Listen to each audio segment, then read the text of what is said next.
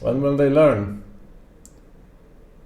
that their actions what's going on, guys? have Welcome everybody to consequences? another video on the channel. Hope you're having a good weekend so far. Today I've got the top 10 easy pro tips for you guys to implement that will instantly help you get better at PUBG. Now this video is going to be a little bit more geared towards newer players, as a lot of That's you, players Chad. into the game. The skill ceiling is obviously very high right now, and it's pretty brutal for new players trying to get acquainted in a game like PUBG. So this guide is specifically meant for players like you, if that fits your description, and it's going to make your transition into the game a little bit easier and should make your entire process more smooth and enjoyable. So, and again, even though this video is a little bit more designed for newer players, even if you're an experienced PUBG player and you're just looking to get a little bit more tips and tricks, then this video actually might surprise you. And if this guide does end up helping out at all, I would really appreciate a like rating. That is all I ask in return. And of course, if you guys want to see more content like this, please make sure to subscribe to the channel if you're new. We're almost at 300,000 subs, which is insane. And if you guys want to go follow me on Twitch, I'm streaming every single day. Links in the description below. But anyways, guys, let's get into this. So coming today at the number 10 spot is going to be to mark the plane path on your map at the beginning of each game. And you can do this a couple of different ways. You can draw a line from the original plane path to the end of it, and then you can use this new feature in the game that draws a line that will stay there permanently,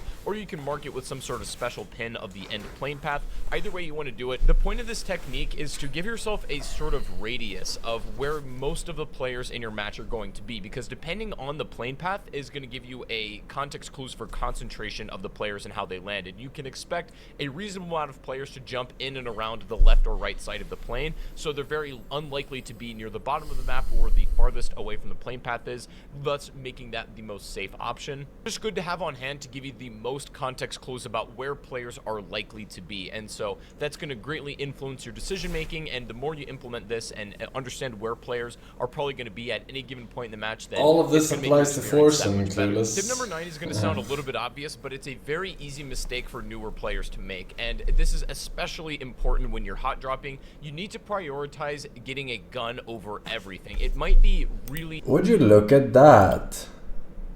The professional is dragging. Over, especially important when you're hot dropping. You need to prioritize getting a gun. You didn't over say everything. no It more might links. be really tempting No more when links. you land, especially with a lot of other players, to grab the level 3 bag first, or to grab some kind of grenade or first aid kit. But especially when you're playing with a lot of players and, you know, every second counts, you need to prioritize a weapon over everything, and then you can pick up the scraps later. When it comes down to it, you should even prioritize weapons over picking up armor, because armor is no good if you don't have a firearm to fight your enemy. I know that may sound obvious to, you know, more experienced players, but it's not inherently obvious what loot you should be picking up immediately when you drop in. But especially if you're new to the game and you're hot dropping a lot, make sure to pick up a gun first and then go for armor second. It can help you win a lot of gunfights, especially in the early game. Dragging is better, but you're too slow at it. No, I'm not too slow at it. It's laggy because there's so many fucking people in the vicinity. Number 8 is going to be to change your preference settings in terms of your crosshairs and also the way you use your reticles. So all of the reticles in the game, for the most part, the red dots and the holographics, have different options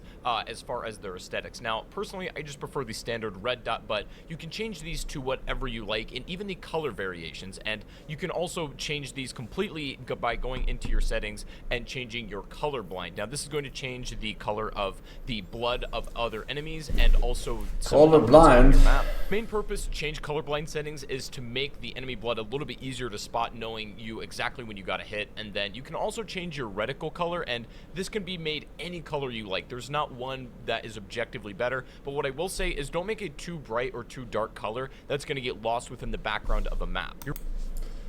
Well, we wrote it down, chat. Bubek, Zenzia, and Karner met with 8 years. This is Hi Forsen. What's up, man? Thank you very much. Welcome back. So she said to me, "Sir, you owe us $500. And I said, "I don't pay full price for anything." She said, "Sir, this is a hospital. We don't negotiate our prices." So I said, "Yeah, this is a hospital, a place where people come to get fixed. Remind me, what exactly did you fix?" She hesitated. Your wife.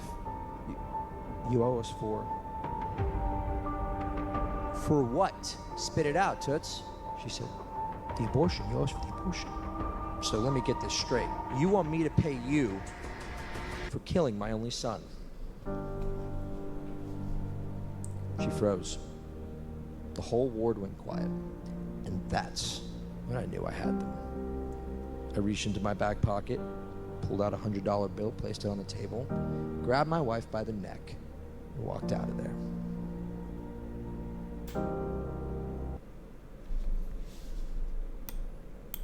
So you paid $100 for them to kill your only son.